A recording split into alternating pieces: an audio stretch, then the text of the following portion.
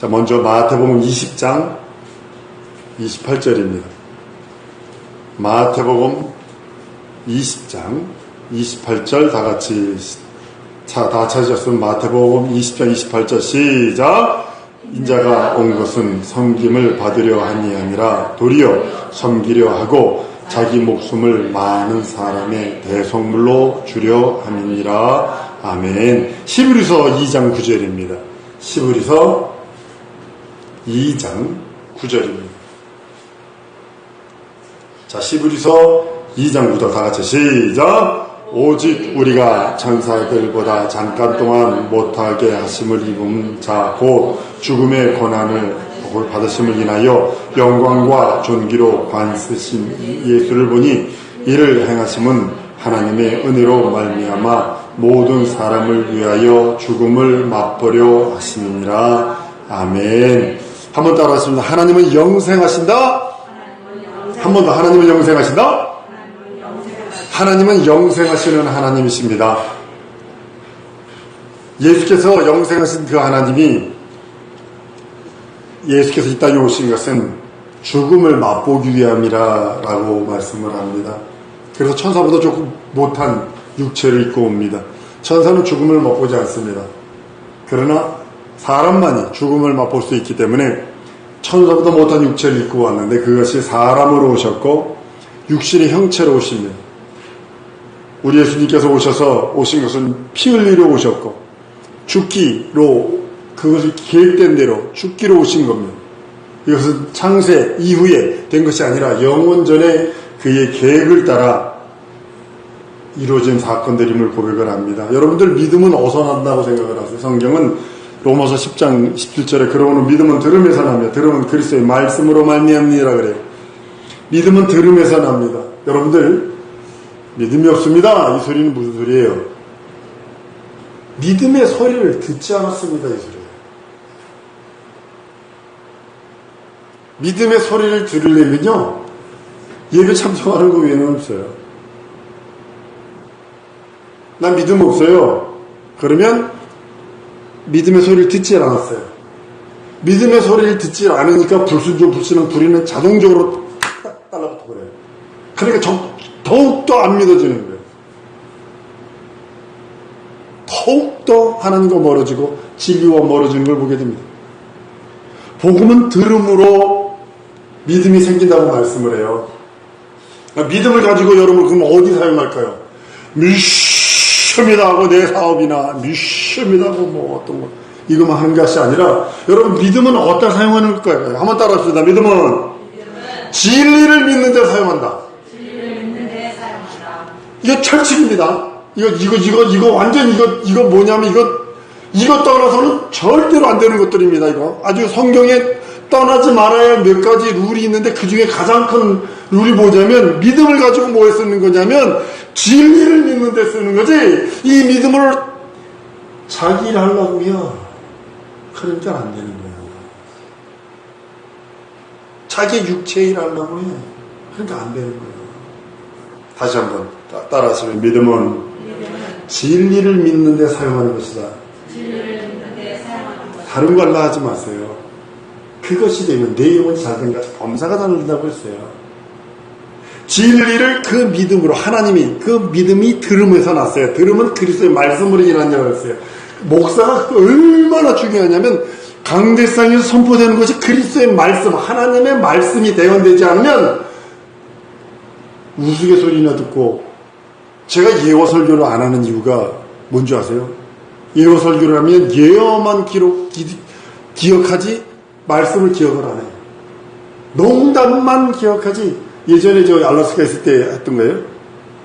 한 선교사님이 실화를 얘기를 해줬어요. 한 선교사님이 아프리카 어떤 부족 가가지고 뭘 했냐면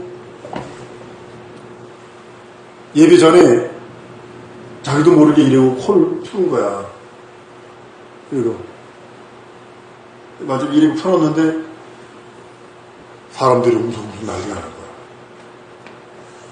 그 부족은 여자 처녀를 보고 코를 풀면 오늘 밤에 도망가자는 뜻이에요. 그게 그 선교사가 가가지고 그 짓을 했으니 복음이 들어가겠어? 복음이 들어가겠냐고, 그 말씀이 맥히겠냐고, 총각들이 날리고 때려 죽인다고. 저 노랭이 같은 분이 와가지고, 우리 처녀보고, 앞에다 대놓고 그 짓 했다고. 이 얘기를 이제 알라스카에서 얘기했어요. 그랬더니, 아주 예화 속에서 얘기를 했어요. 그랬더니, 거기 있는 사람들이 설교는 하나도 안 듣고, 여자 보고 코풀러 가자. 이러고 나가더라고, 예배 마친 다음에. 다시는 내가 안 한다. 다시는 내가 안 한다. 저주받은 것 같더라고. 그리고 다시는 안 한다.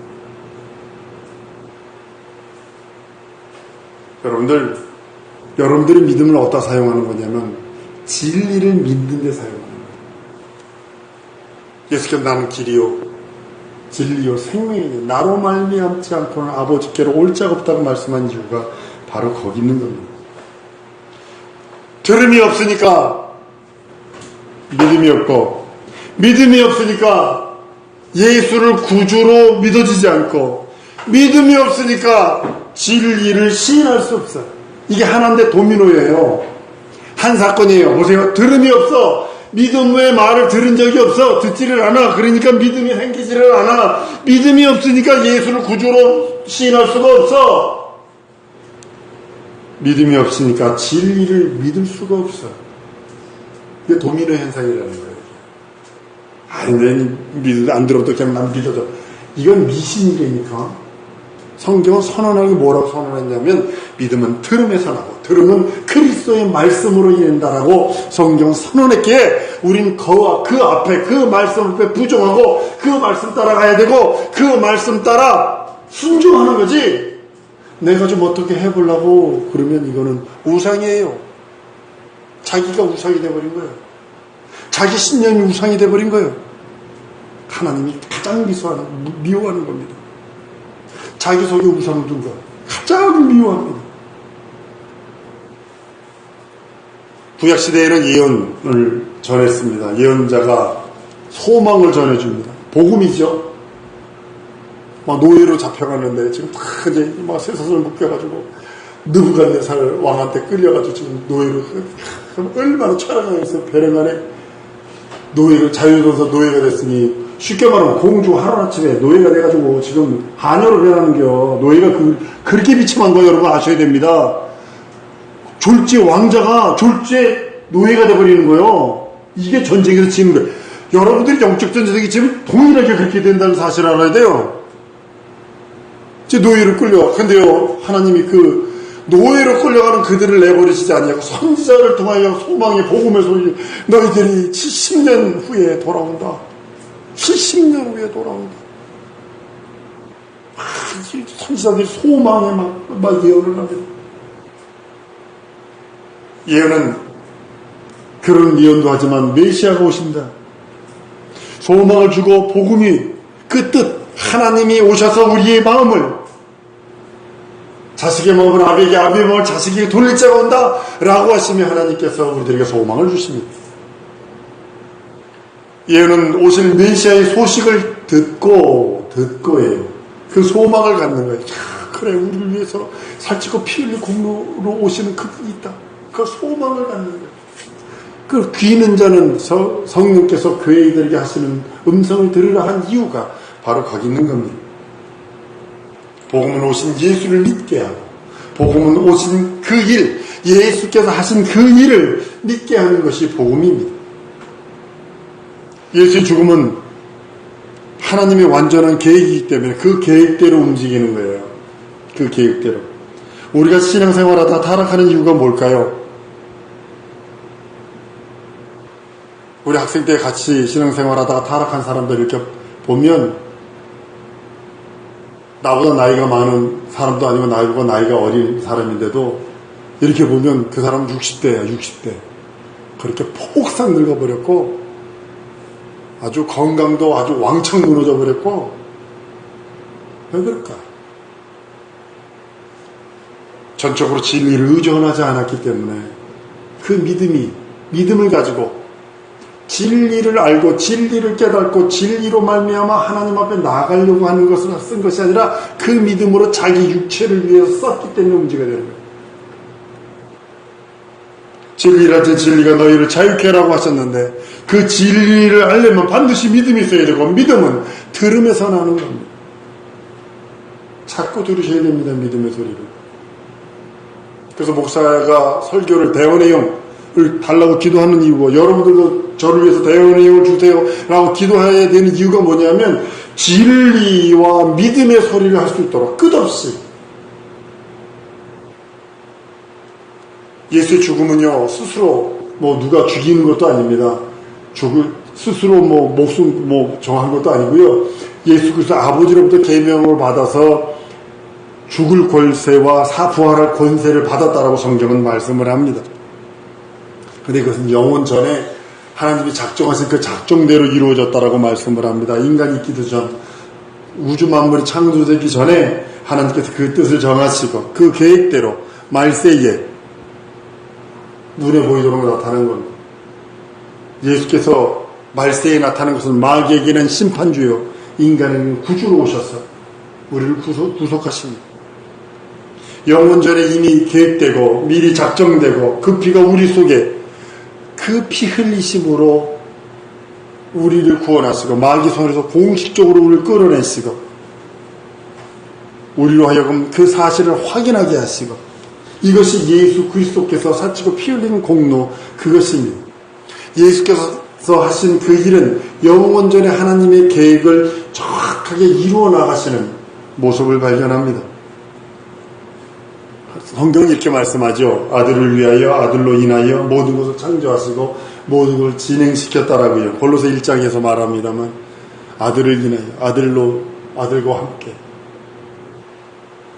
아들을 위하고 아들을 인하여 전부 다 이렇게 성경은 아들 예수 그리스도를 위하여 예수 그리스도를 그 모든 게 집중이 되는 모습을 보게 됩니다.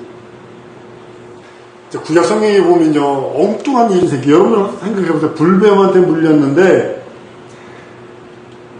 노수로 만든 뱀 보면 사나? 의학적으로 그게 맞아요? 논리적으로 그게 맞아요? 근데 이스라엘에 불뱀이 나타나가지고 물어가지고 아주 많이 죽었거든요. 몇만 명 죽거든요. 근데 노수로 구리 뱀을 달아놓아서 그걸 바라보냐 사는데 근데 살아. 참 희한한 것을 바라봐요. 아니 뱀에 물려가지고 막 사람들이 그 뱀에 물리면요 불뱀에 물리면 어떤 현상이 일어났냐면 인두로 사람을 살갗을 찢는 것 같은 고통이 따른대요. 그러다 죽는 거래요.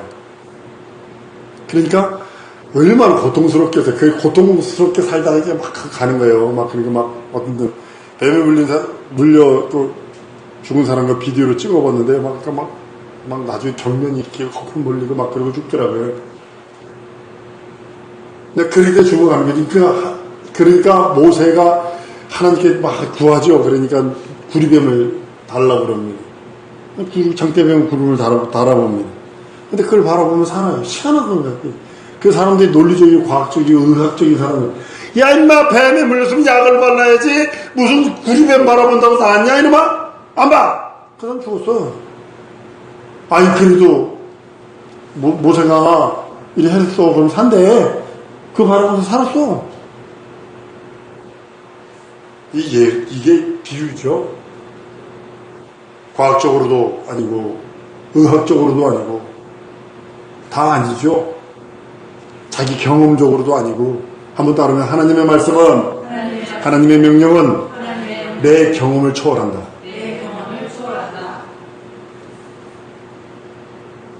내 생각을 초월한다. 내가 가진 계획을 초월하시고 내가 가지고 있는 내가 알고 있는 그 모든 것을 초월하시는 분이 우리 하나님이십니다.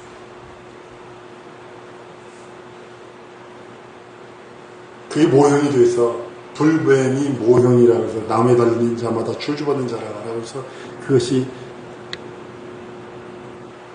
모형입니다. 죄인은 멸망해야 돼요. 이 성경의 논리입니다. 그 순간 죄인이 아닌 자가 죄인처럼 저주받는 것에 대한 예표로 그것을 만들어 답니다. 인생은요, 죄라고 하는 불병한테 물려서 전부 다 저주받아 구리뱀을 보고 살든지 아니면 저주받아 죽든지 둘 중에 하나입니다. 아담에게 들어온 뱀이 하와를 꼬시는 그 불뱀에게 물려서 인생들은 다 죄로 말미암아 죽습니다. 그런데 하나님이 우리를 불쌍히 여기셔서 죄 없으신 이가 죄를 대신해서 죄인처럼 저주받아 나무에 달리는 그것을 바라보고 그것으로 그 공로를 심히 입은 자는 살아요. 그러나 냅둬요. 무슨 다 죽습니다. 불뱀을 모형으로 만들어 놓고 십자가에 다루는 것은 보면 살리라 했는데도 내 경험이 앞서고 내가 가지고 있는 그 어떤 것이 앞서서 그 명령과 얼토당토한 명령 같아 보이고 도무지 이해 안 되는 명령 같아 보이고 도무지 해석 안 되는 것처럼 보이는 그 명령에 순종한 자들은 살지만 거역한 자들은 다 죽어갑니다. 죄로 죽은 인생들이 유일하게 사는 길은 그 나무에 달린 자 예수 그리스도를 바라보는 것 외에는 없어요. 그 공로 의지하는 것 외에는 없어요.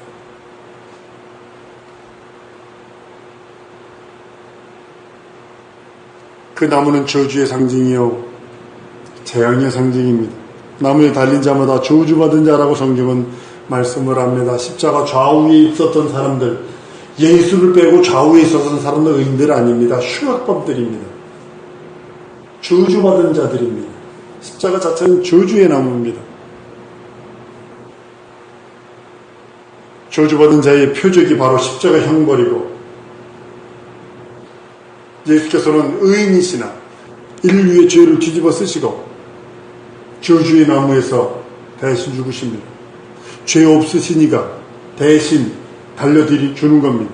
그래서 우리 인생들이 뱀에게 물려서 죄로 말미암아 죄가 우리 몸의 독에 온몸에 퍼진 지옥의 형벌만 기다려야 되는 죄의 독이 가득 찬 인생들이 이제는 영원히 지옥으로 가느냐 아니면 그 십자가에 달리신 예수 그리스도의 공로를 믿고 의지하여 사느냐, 그건 본인들의 선택이에요.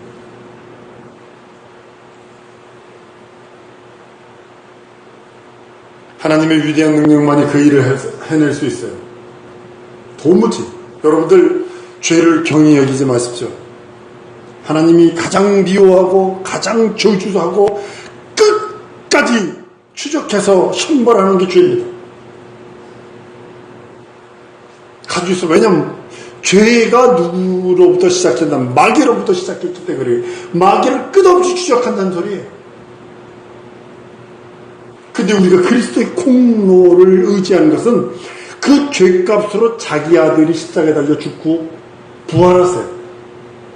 자기 아들을, 인자이신 아들을 죄값으로 내주지 않으면 죄값을 해결할 길이 없어서 자기 아들을 내어줘서라도 우리 인생들을 살리시려고 하는 하나님의 그 공의와 사랑, 하나님의 법인 공의는 이루시고 그 죽음으로 인하여, 예수 그리스도가 죽음으로 인하여 그 사랑을 인생들에게 주어서 그 공로를 받은 자를 구원하시고 그 공로로 영생케 하시는데 그 공로를 부정을 해? 용서치 않는 거예요. 용서치 않는 거예요. 마귀와 동일하게 취급해버리는 거예요. 한번 따라합니다. 죄는 버리자. 즉시 버려버렸어요. 즉시 예수 공로 의지해서 예수여. 이거 잘못했어. 영원히 우리가 책임져야 할 그 저주, 영원히 우리가 져야 할 그 십자가, 영원히 지옥서 우리가 담당해야 할 그 고통, 괴로움, 저주, 싸움, 그리스도가 대신 담당하셨어요. 그리고 그리스도께서는 내가 그거 담당했으니 너는 믿어라. 너 믿어서 죄 용서받고, 너 믿어서 구원받고, 너 믿어서 하나님 자녀 되고, 너 믿어서 거룩한 신부가 돼. 안 하죠. 그게 쉬운가 뭐 누구나 다 이렇게 뭐 나 쉬운 거 하려니까 쉬운 것도 안 하면서 무슨 그거 하려고요. 아니 지금 11조도 안 하려는 사람이 많이 거룩을 하겠다고 거짓말하지 말아요. 당장 믿어서 죄 용서받고 믿어서 구원받고 믿어서 거룩하고 믿어서 하나님 자녀 되고 믿어서 거룩한 신부 되라고 그러면서 그것도 안 하면서 무슨 뭘 한다고 그래요.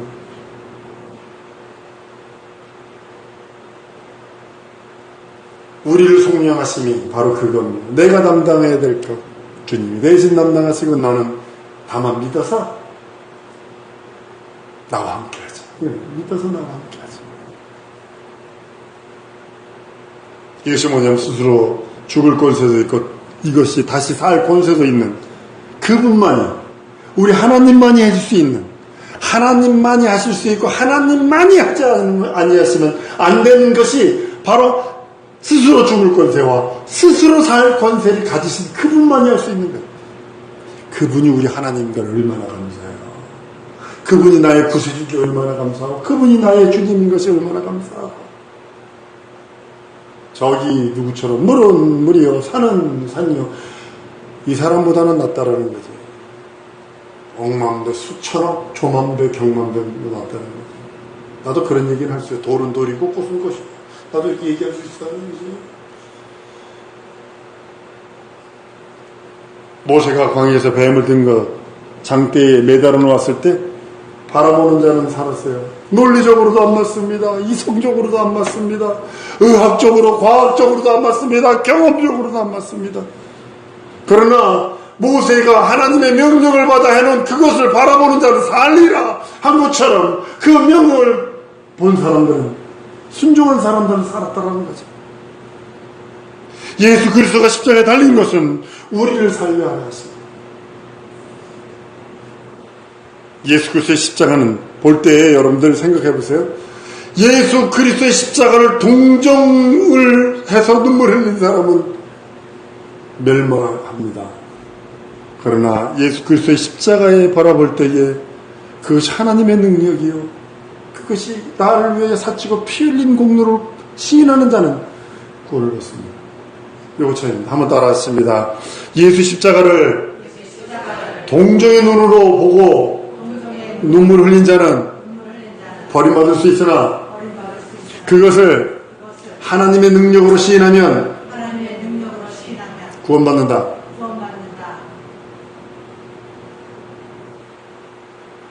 동정의 눈물을 흘려서 고난주간 되면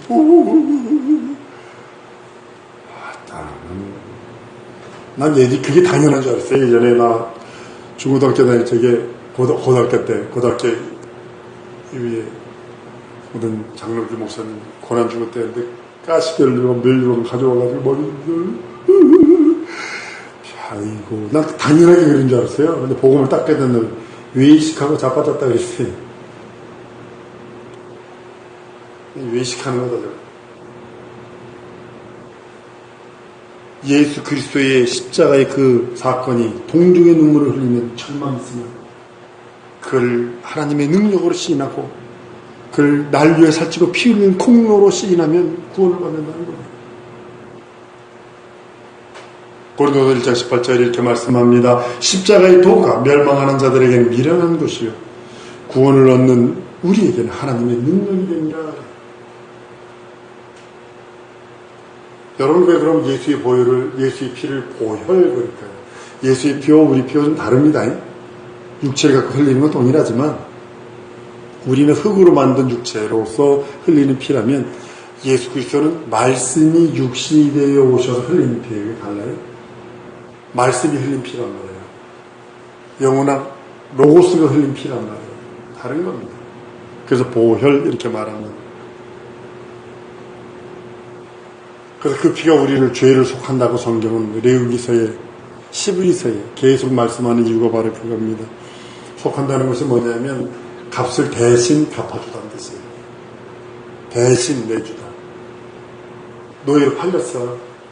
근데 그 노예로 죄에 팔린 나를 예수께서 대신 그 값을 지불해 준 것을 속하다 이런 뜻입니다. 그 피가 우리를 모든 죄에 속해 주십니다. 피가 붉어서 우리를 깨끗하게 닦는다는 의미는 아닙니다.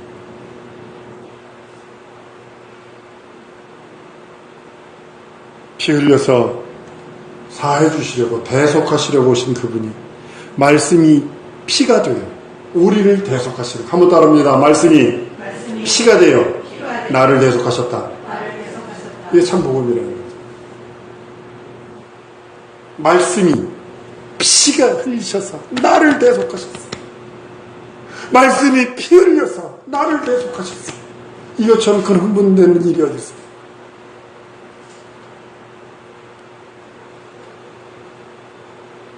말씀에는 생명이 있다고 말씀을 합니다. 올 1년 동안 제가 설교하는 것이 생명에 대한 설교예요. 그건 끝없이 예수의 피에 대한 얘기가 나올 수밖에 없어요.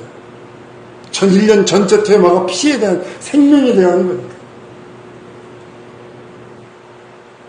그 말씀인 하나님과 함께 계신 하나님의 말씀이 날 위해 피 흘리셨어. 나의 죄를 속하시려고, 나를 구원하시려고, 나를 거듭나게 하시려고, 나를 영생케 하시려고, 나를 하나님의 자녀 삼아주시려고, 나를 거룩한 신부 삼으시려고 피 흘려주셨어. 감격하는 거죠. 옛날엔 이만큼 내가 알았어 하더니 너 몰랐지? 했었는데 지금 요즘에는 아니요, 이 은혜가 너무 좋아서 감격해서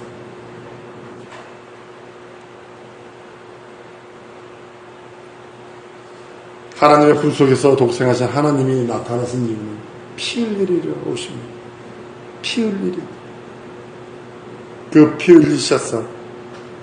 영생하신 하나님의 피를 보고 그 피로 내 영혼이 소생하고 그 피로 내 영혼이 살아나고 그 피로 말미암아 거룩해지고 그 피로 말미암아 하나님의 자녀되고. 그래서 교회를 그리스도의 피로 사는 것이라고 말하는 이유가 거기 있는 거예요. 교회는 그리스도의 피로 구속된 사람들이 모여서 그 하나님의 그 영원한 생명을 증거하고 그 영원한 하나님의 그 생명을 증거하며 전해주고 더 거룩한 심령으로 살아가는 겁니다. 우린 그리스도의 완전한 소유가 되어져야 합니다. 반은 하나 그리스도의 것처럼 보이는데 반은 아닐 때가 있어요. 어떤 때는 내가 그리스도의 것처럼 보이는데 어떤 때는 마귀의 것처럼 보이고, 어떤 사건에서 난 여러분들에게 이런 말을 해드리고 싶어요. 친구들끼리나 누구들끼리나 이야기할 수 있어요. 자기 이성이 안 맞으니까요. 목사인 나도 여러분들에게 마음에 맞겠어요. 쌍둥이 세대 차이는 난다고 안 맞는 것도 있는데 서로가 서로 뒤에서 담화할 수 있어요. 뒷담화라고 그러죠. 뒷담화할 수 있어요. 얘기할 수 있어요. 아마 임금님도 어떨 때는 임금님 욕도 한다는 판에 무슨 할 수 있어요. 그런데 조건이 하나 있어요. 그 말을 누가 그랬다! 너에 대해서 이렇게 얘기하더라! 이러지 말라는 거죠. 왜 그럴까요? 이간질하는 년이 되어버리잖아요. 자기가 졸지 마귀의 연장이 되어버리는 거잖아요. 마귀의 도구가 되어버리는 거잖아요. 무슨 소리인지 알죠? 야, 걔가 그러는데 너 이랬대. 그러면 졸지 뭐가 되는 거예요. 같이 낄낄대고 웃고 같이 깔깔대고 웃고 서로 막 얘기하다가 누가 그랬대 이러는 거예요. 근데 그 말이요 확대 축소가 돼요. 뭐 때가 묻을 수도 있고 빼질 수도 있고 그 과정 속에 한 얘기를 전체 과정 속에서 얘기하면 오해가 안 되는데 그 얘기만 딱 하면 오해가 될 수도 있고 별의별 얘기가 있어요. 그래서 얘기는 할 수 있어요. 그러나 전하지 말라는 거죠. 누가 그랬대? 이거 하지 말라는 거죠. 왜냐면 마귀의 도움이 되기 싫어서요. 무슨 소리인지 알죠? 마귀가 이가라는 얘기잖아요. 졸지에 내가 마귀의 도구가 되어버리는 거예요. 성도가, 거룩한 목사가, 권사, 집사, 안수도 전도사가 졸주의 마귀의 툴이 돼버려. 연장이 돼버려. 마귀가 그를 사용해버리는 것, 짝이 돼버린다. 그러니까 서로 얘기할 수 있는 거기서 끝내버리는 거예요. 거기서 딱 끝내야지 전하지 말라는 거예요. 또 그 소리 듣고 뭐 한쪽 소리만 듣고 펄쩍펄쩍 뛰는 사람, 이건 더 주책 맞은 것들이고, 쌍망 소리 다 들어봐도요, 제3자가 보면요, 아유 도끼 객끼요. 그게 그럴 때도 있어요. 아무것도 아닐 때도 있어요. 그런데 한쪽 소리만 듣고 참말로. 우리는 완전한 그의 소유가 되어야 하기 때문에 그러는 거예요. 사랑하는 여러분, 한 번 더 따랐습니다. 나는 그리스도의 완전한 소유이다. 그러기 위해서 여러분들 언행심사를 조심하셔야 돼요. 그리스도의 복음을 증거하기도 바빠 죽겠는데 마귀의 도구가 돼 이것처럼 비참한 게 어딨어요. 우리 심정 속에 예수의 피를 하나님께서 듬뿍 발라주시고 그 피로 말미암아 나를 피로 사시고 우리가 그의 것이라는 사실을 인정하라고 성경은 말씀하고 있는 겁니다. 하나님 말씀을 이제 정리하고 기도하려고 그래요. 하나님의 생명이 나타나도록 난 주의 것임을 여러분들이 오늘 선언하는 시간을 좀 가졌으면 좋겠어요. 하나님, 나 주의 것입니다. 하나님의 생명으로 산 나 하나님의 것입니다. 하나님의 피로 산 나 하나님의 것입니다. 나 아무개는 하나님의 피로 산 하나님의 것입니다. 고백하십니다. 난 주의 것이요. 난 다른 말로 난 하나님의 생명이 내 안에 있고 하나님의 생명이 내게서 나타나야 된다는 겁니다. 근데 지금 많은 사람 성도들이 하나님의 생명이 나타나는 것이 아니라 마귀의 습성들이 나타나고 죄의 성품들이 나타나고 저주의 거짓의 성품들이 드러나기에 문제가 심각해지는 거예요. 한번 더 따라하시면 난 주의 것이다. 난 하나님의 생명이 나타난다. 다른 말로 나는 하나님의 생명이 내 안에 있다. 그 시간에 말씀을 기억하면서 기도할 때에 이렇게 기도합니다. 하나님의 생명이 나타나기를 원합니다. 지정이 진선미에서 하나님의 생명이 나타나기를 원합니다. 난 주의 것입니다. 예수의 피로 산 주의 것입니다.